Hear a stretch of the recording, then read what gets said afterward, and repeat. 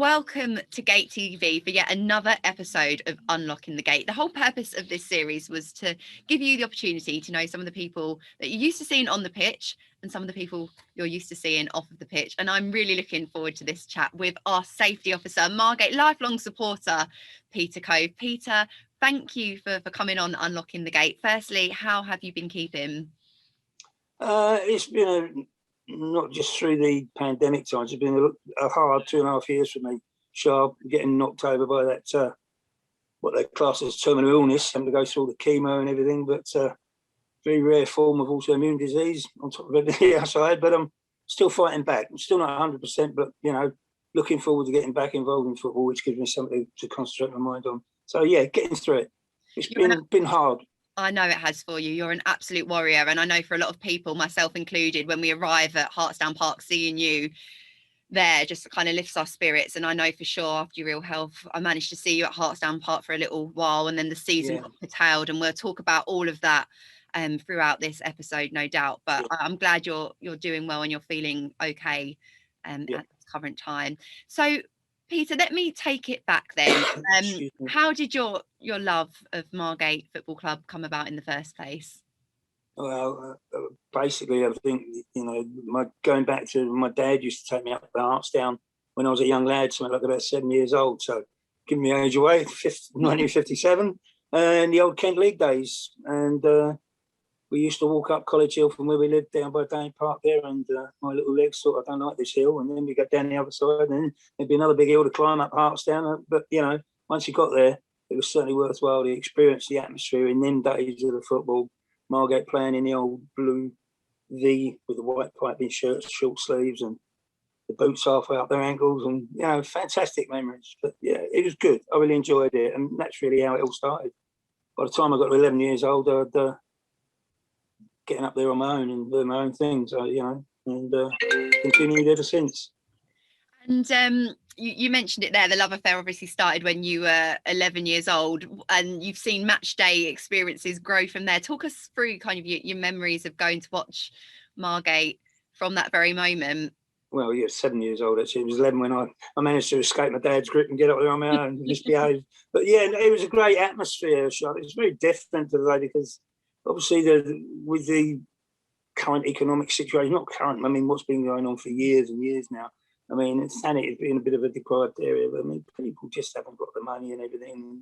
You know, in them days, there was a lot more employment about, and there was a bigger crowd, and there was a great atmosphere. And the other thing that made it such a great atmosphere was that it was a four-sided ground. You know, even before the actual demolition back in the early 2000s took place, we had a four-sided ground with what we called the cow shed on where the West City stand is now, a big long covered, it was like a cow shed, and then a brick-built terrace at the north end. And it made for a good atmosphere. I mean, the supporters that we've got up there now, you know, they do their best with a great atmosphere, but it's so wide open up there, doesn't it? A lot of stuff just gets, you know, I lived in Beatrice Road at Margate there for 32 years up until November just gone, and you could hear the crowd from the football ground, and it was barely sort of down to a whisper. But one person you'd always hear from my back garden every match day, without doubt, when I couldn't go all that time I was incapacitated, was Terry Scott, bless her. I know, she's often associated with Margate Football Club, that's supporting on the sidelines. And I guess the point you make there might be your answer to the next question, but football has changed so much. I mean, you look at it in the Premier League now, it's you know, just an absolute global phenomenon. The money from all the TV deals has kind of filtered through, and then in the last two seasons we've almost seen the challenges from the pyramid in the way it's fractured, like two null and void seasons for us, but the rest of the pyramid goes on, and it's exposed quite a lot. What would you say is the key thing that has changed in terms of that footballing experience throughout the time that you've supported Margate? I think, well, from football wise, I mean, to me, the game has changed immensely due to things like technology, and, you know, it's the same as if you're playing tennis. The aerodynamics, the balls are lighter, you know, the players are fitter. You know, you talk about fitness levels now and dietary and stuff like that you didn't have in the old days. You know, you used to chuck a couple of beers down your neck on a train coming down from London, because that's where a lot of our players, ex-league players, came down from, and the discipline probably wasn't there. And I find myself, growing up playing football myself, although only at a local level, in the 60s, early 70s, the game is so much quicker, so much faster. It's 100-mile-an-hour stuff to me now, whereas before, maybe down to the pitches and the big old leather balls. I mean, in my days when we first started playing, if you hit a ball, you'd end up with the lace marks down your forehead. You go home on a muddy day, so everything's changed. The boots, they call them boots, they're more like slippers nowadays, isn't it? Everything's changed about, the dynamics of the game. I think it's a lot quicker, a lot faster. That's really, really, really interesting to hear. And I know there'll be a lot of people tuned in who have supported Margate for a long time. And if I was to ask you to pick out 3 of your favourite memories from following Margate, what would they be? I suppose the first one really has got to be, and I wasn't actually there because I was only 11 years old at the time. I think it was 61. People will correct me on this if I'm wrong. I think it was about 61 when we played away to against Bournemouth, who were like second division or something like that at the time. We were in the Southern League, played them in the FA Cup. And I always remember watching on the old telly at home as a young lad, you'd have this teleprinter thing, all the results come up. And it came up Bournemouth 3, Margate 0. It's what everybody was expecting, really. And then halfway through the programme, the guy interrupted and said, correction. And they corrected the score. It was Bournemouth 0, Margate 3. Oh, wow. And that was one of the periods where we are, not one of the periods, I mean, we've always had, I think, reasonably good teams, but this was a really good team that Alma Hall just put together. And my favourite player actually was in that side, which I'm sure we'll get onto very soon. And yeah, that was something else. The other memories now, moving on, FA Cup once again, and once again, sometimes I can't remember what I'd done yesterday, let alone all those years ago, but it was at Hartsdown in the FA Cup against Fulham back in the early 2000s there with CK, Chris Kinnear's side. Mark Mundy, good old mate of mine. He's played tennis with him. Scored from the penalty spot. Great atmosphere that day. Really good. But back to the old days, a really packed stadium. It was, and thirdly, I suppose, and apologies, Ivesy, I've seen your interview. I'm not nicking this off you. I think it was the playoff final back in, I think it was 2014. Being down there, in with all the guys, when we won that playoff final, it was a fantastic atmosphere. And they all let the barrier out of the old pitch invasion, and I couldn't get my leg up that far. And I thought, you better not do this, safety officer anyway. So let's do that. Yeah, that's good. Peter, really interesting there to hear about your match day memories. If I was to ask you to maybe pick out your favourite match day, what would it be? Oh my goodness. Oh my goodness. Out of all of those match days that you've enjoyed. I think once again, apologies to Ivesy, the away game, I think it was when we went down to Bath, and it was survival that season. And we really battled to escape the noose, so to speak. And I always remember one player in particular in that match stands out in my mind, and Christian Jolly, I think his name was. He was like a winger that Terry Brown had brought in. Terry had him previously. And I think that guy knew that he wasn't going to be around next season, as a few of them did.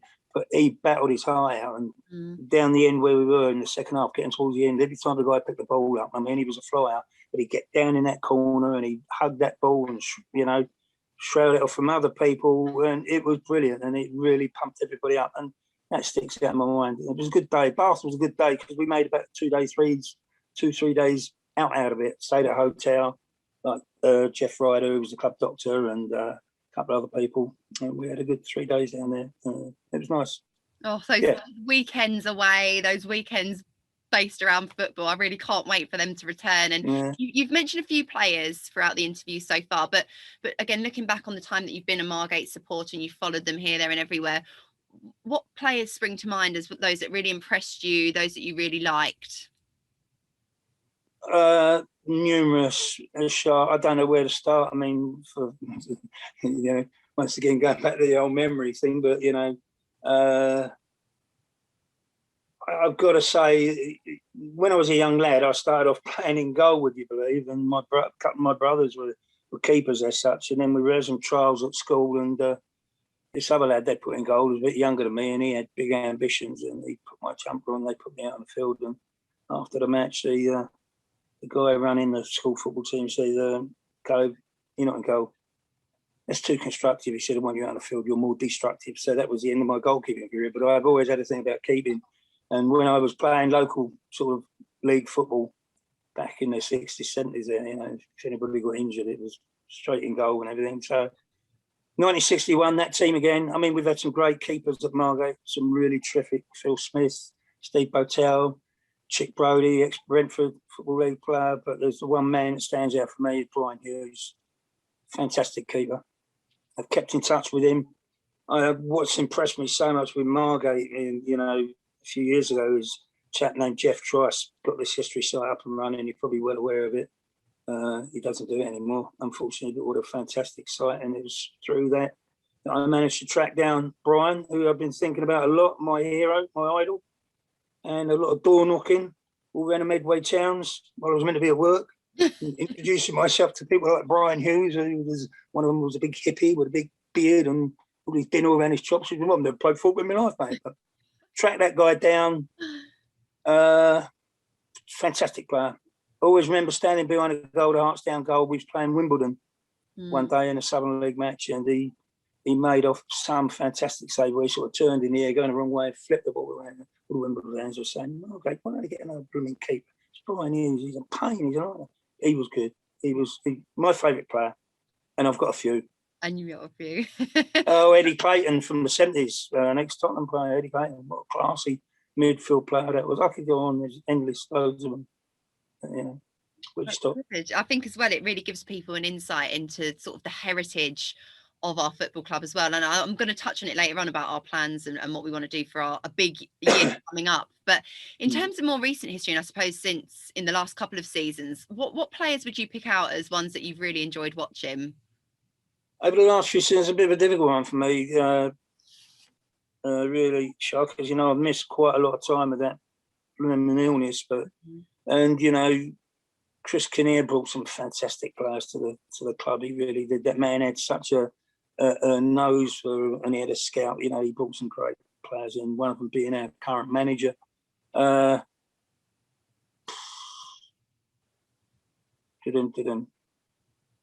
lost the plot. Well, you mentioned current manager, and it is something I wanted to ask you a little bit more. Obviously, Jay Saunders, club legend, captained the team. You've seen him evolve from being that player into a manager, and now obviously you have a role within the football club. How is it nice to be a part of a club that's spearheaded by someone like Jay, particularly in these really uncertain circumstances? He has such an affinity with the club, doesn't he? Well, Jay would have been on my list as one of my favourite players. But where do you stop? Where do you start? But with Jay, I mean, I had the privilege of seeing that guy when he first came to the Gate under CK the first time. And then he came back the second time under Ian O'Connell, another one, O'Connell, one of our ex-players under CK. And nothing changed about Jay. And to me, nothing's changed about him now. And when he played, he was a box-to-box midfield player, and there was no such thing as lost cause with Jay. No, nothing whatsoever. I mean, that guy was passionate about Margate. He's passionate about Margate. I think if he was to cut Jay, he'd play blue, not red, And that passion, that intensity that he brought to his game, I can see that he's bringing to the young lads that he's got now. And they respect him and they admire him. A lot of these young lads he's brought back, he's brought from Maidstone down that were knocking on the door, but they've got in through the door at Margate. And I think the admiration there is two-way. They feel the same about him. Because the guy, very, very, very good, very talented player and very young and talented manager. And I think proves for itself that, there's a couple of league clubs knocking on the door when he was at Maidstone trying to poach him away, and we've held on to him. And I think that shows that ability that he's got with Margate, which is great. And it's twofold, it's reciprocated. Great fella, great footballer.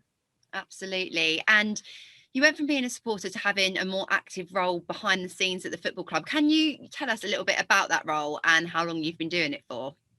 Yeah, sure. Well, I mean, I've worked in major construction all my life since I was a young lad. I started as a chamberboy engineer on site of Wimpy Construction. You tell people, you talk about Wimpy now and people think you're talking about burgers, but Wimpy Construction back in the old days. And I was with them a long, long time on substructure gangs and everything. And I'd always had an interest in health and safety. And in 1974, the Health and Safety Work Act came out.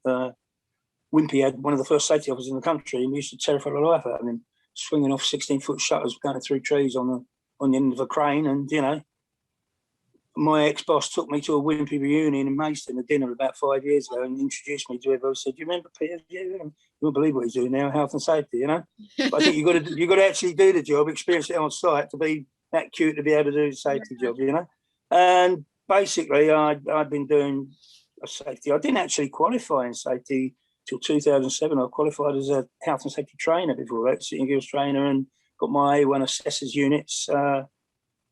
But when I was working, living at Beatrice Road, we had a couple of little dogs like we got now. We got Shih Tzu now. We had 2 little Shih Tzus used to take up Hartstown Park. And it was about 2006, 2007. And KP, Keith Piper, who was one of the previous owners of the club, was having the fives built, first part of the long-term construction plan.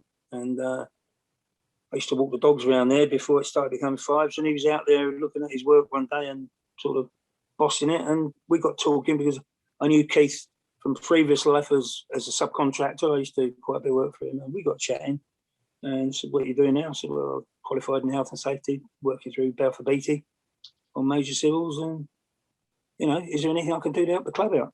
Have you got a safety officer?" I said, "No, I haven't." He said, "Well, you know, I know it might sound a corny old cliche to a lot of people, but I just said, you know, can I do better to help the club rather than stick a couple of quid over the turnstiles every day, you know?" And that's how it started. He invited me up, first game, a little bit incognito for a while, so I could find out who was who and what was going on. And it evolved from there. He was actually paying an external consultancy from Medway Town quite a lot of money to do the health and safety every year, and he only saw him once. And they'd done a health and safety policy, dumped it on him, never saw him again, but he was paying a retainer every year. So I stepped in there, knocked them out, do all the health and safety policy now. I do all the match day safety and security, any RAMs that they do, risk assessment, the whole thing, you know.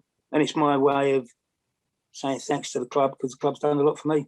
Well, I'm sure, you know, that is very much a mutual thing. I know the club hold you in such high regard and high esteem. Really appreciate the time you put in, and time, again, that not everyone is always aware of how many hours go into running and operating a football club. And especially since the pandemic, you've done an awful lot in these unprecedented times, working with the general manager, Denny, to lead the club's response to COVID-19. I think now is a really good opportunity for people to learn a little bit more about what goes on behind the scenes in these strangest of times. Yeah, you know, even though I had to retire from full-time work through ill health 2.5 years ago, I'd already set up a little private consultancy with an ex-colleague of mine on Balfour Beatties. And we didn't actually trade as such, because we actually set it up for the redevelopment of Hartstown Park that, unfortunately, due to certain circumstances, didn't happen. But there you go. It's there, it's sitting there. We've done bits and pieces since. We're doing little bits for people now. Although I say I can't work full-time as such. And a COVID risk assessment and a complete COVID package was something we had to do for a client. And basically I said to Denny, look, you know, I'll sit and look at this and I'll revamp this. Denny was getting lots of input from the FA and from the Isthmian League. And what we've done a sort of join up sort of thing. We sat down, we got our heads together. I presented him what I had. He showed me what he had, and we integrated the two. And we then put all them control measures in place, and I think it worked. I think there's a lot of work, you know, voluntary work that went into that. And one guy I've got to mention in that respect is Chris Carter, works his socks off at the club, and he implemented a lot of the stuff that we put in place for this COVID risk assessment and, you know, the complete package. And ironically, although I'm meant to be shielding for another 3-4 weeks, managed to sneak out yesterday to go up the club, meet Denny, have a nice socially distanced, masked up meeting. And we've started to go through the whole complete package again, because bearing in mind the 29th of this month, we're looking to fire up at Hartstown Park again with the fives and the main pitch and everything. With the, you know, it's going to be a very restricted start, but we need to revisit all the RAMs and everything to make sure that we're still on top and one step ahead of everybody else, as far as I'm concerned. Absolutely, and I think that's going to be really reassuring to supporters. Whilst the first team season is null and void, we have a whole youth section that will be looking to be able to play football again. We have the fives operating as well, and a lot of hard work will have to take us from there until the 28th of March. So that's really good to hear that you're back there and back getting the club where it needs to be. And one moment that really I won't forget is when we did open our turnstiles again. We had a couple of pre-season games, didn't we, without Excuse supporters me. there, and it was Yes. Yeah. horrible, really, not having supporters at Hartsdown Park. But I remember picking up the non-league paper the Sunday after we had our first game, and there was a photo of you stood outside Hartsdown Park doing what you do on a match day, and inside was a really, really complimentary piece about the football club and the measures put in place. That must have been really rewarding for you to see, after giving up all those hours to get the club there back on its feet again, to have got a bit of external recognition. Yeah, I actually, I mean, I always try and go what they call in theatrical terms front of house and that sort of thing. I try to be out the front there, you know.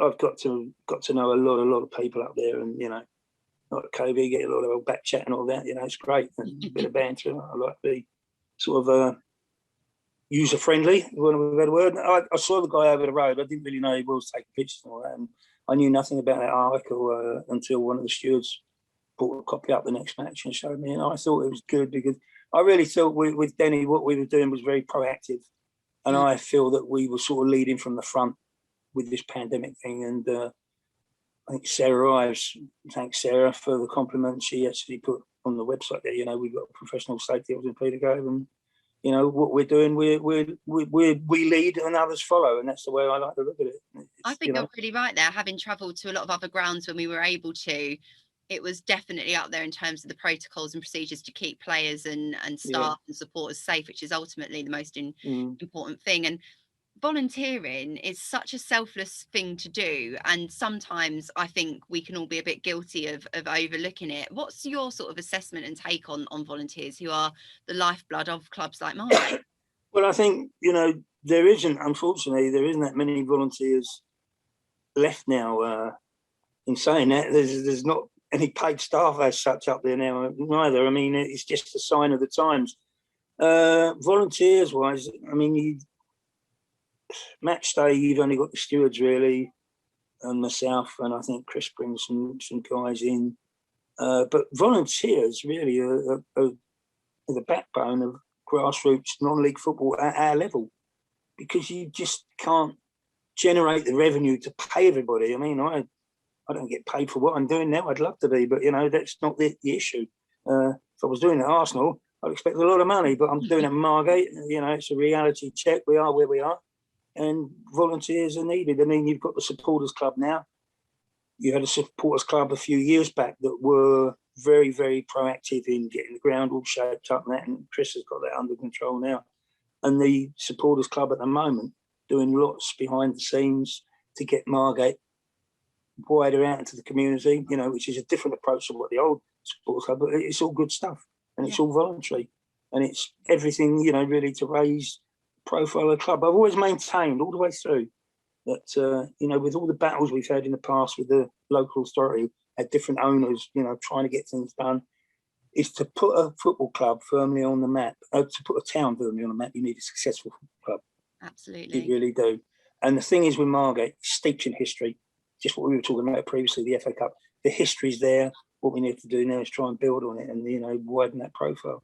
And I think sorry, Peter, to No. cut over you there, but I think you raise a really key point about that. And I did want to ask you about the future and the vision for the future, because the stadium plans look amazing, and you mentioned about profiling the local community. What's gone on with the shirts and the profile in terms of connecting people with their local area? It's all part of a bigger picture. How excited are you about that stadium redevelopment and, you know, the next kind of chapter moving forwards for Margate? It'd be great to see it happen. I was talking to Denny yesterday, you know, we were talking about I'm getting a bit long in the tooth for this now, and I said to Denny, well, look, you know, I've been here since the start of the journey, and in the early 2000s when the old stadium, the old ground went, and we were going to build a new one, but it just didn't happen. I'd like to stick around long enough, one way or the other, to see that happen, and I really hope it does happen. I mean, the fans will be absolutely over the moon. I mean, they're all sort of, you know, maybe we could do a little bit more, Charlotte. And if I'm talking out of turn, you can cut this bit out if you want, just to get the fans a little bit more up to speed with what's going on.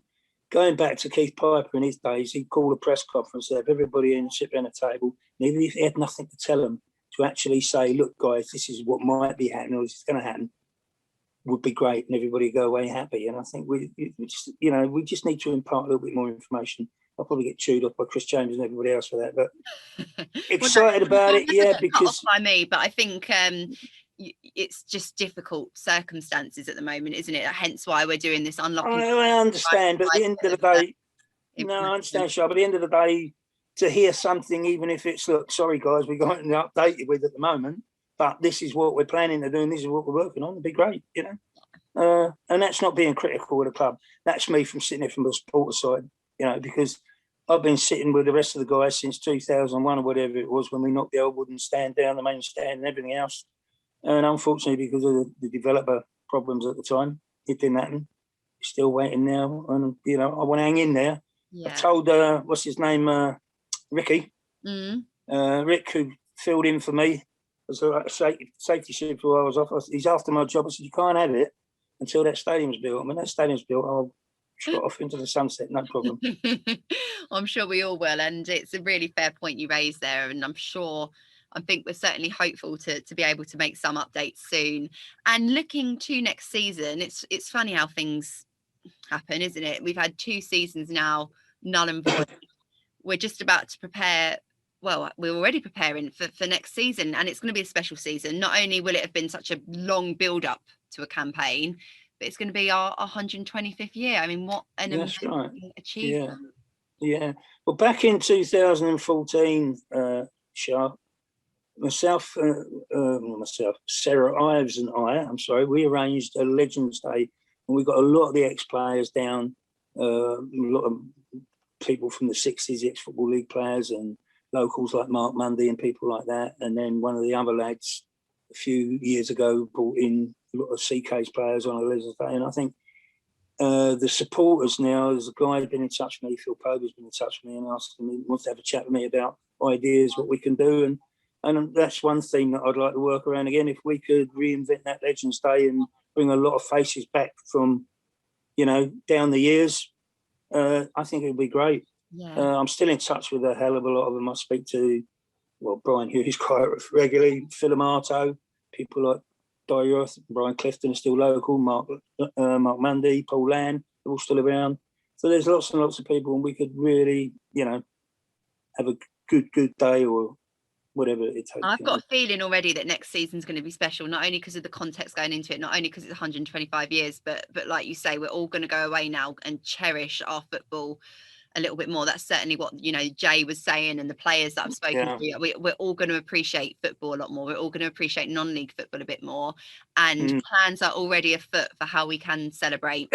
And good. You know what? Season you know what would be the best celebration, Sharp, isn't it? What we were just talking about. Exactly. Start work on that blooming structure, on that development. What a great time for it to happen on a young 25th year. Well, like you say, these things, the stars do align sometimes, and let's hope so. And I mentioned it there. There's obviously a massive tinge of disappointment with this season effectively null and void.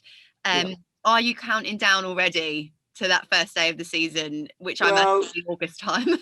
Yeah, we just got going, didn't we, last year, August, that match you spoke about, which was in the non-league paper. Now, unfortunately, it comes to a premature end, and that's really it, isn't it? We've done a little bit of behind closed doors, and then it went off again. And yeah, I mean, it's a lot. It means a lot to me just to escape the prison that I've been in for so long now. And again, just going up there yesterday, you know, nobody there, only me, Danny, and we had a good walk round, and it was just nice to be back. Yeah, and nice, and you know, and to get that match day atmosphere again. You know, you've got to get the supporters. We've got to have the supporters back in the ground. You know, that makes all the difference. I mean, it makes the difference what end of the scale you're in football. I mean, half the Premier League games now can't be arsed with now, unless it's my beloved Arsenal playing. Then I can't be bothered with it because there's no crowd, there's no atmosphere. It's not the same. No, completely. And I think that was one of the points when the season was curtailed, was that there could not be a return without supporters. So when that does happen, I think we'll all just feel so much happier. And like I said, Yeah. I've made the point many times, I'm never ever going to complain about a Tuesday night away or a Tuesday night at Hartsdown Park in the Velocity Trophy or the Kent Senior Cup. And if it's raining, let it rain. If it's windy on that scaffolding, let it be so, because I just want to watch Margate play again. And Peter, I've got one final question for you. It's a question I've asked everyone who's come on Unlocking the Gate. Out of the 4 designs of the kits, which one is your favourite? Well, I've seen the previous interviews, Charlotte. I didn't know you was going to spring that one on me, because luckily I went up there yesterday and I saw the kits for the first time. Yeah, they look so good, don't they? Yeah, I've got Margate with the blues. We've always been blue. There's always been some shade or tone of blue in our strips, from the blue and white stripes to the blue and the white panel back in the 60s, and the Buster Blood Vessel, gaudy blue and red and everything. I remember when we went up to Dulwich Hamlet a couple of seasons ago, and they was playing in, what do they call it, cerise? Is that a tone of pink, is it? Yeah. And that was laying on the table, and I looked at them, no, it's a traditional blue, because that's what we are, with Margate with the blues. And I like that, yeah. I like that shirt. A lovely note to end on, Peter, because you are Mr. Margate to me. You've certainly, from the moment I came into the club, you made me feel such a part of Hartsdown Park, and I know you have that effect on pretty much anyone that walks through, whether it's opposition players, opposition supporters, staff, volunteers. You really epitomise everything that's good about this football club, and I really appreciate you taking the time to come and have a chat with me on GATEtv. You're more than welcome, Charlotte. Well, thank you, Peter, and thank you to you for tuning into this episode of Unlocking the Gate. Make sure that you subscribe to GATEtv so you're the first to be alerted when any new videos drop. It just leaves me to say, keep safe, take good care, and we'll see you again soon.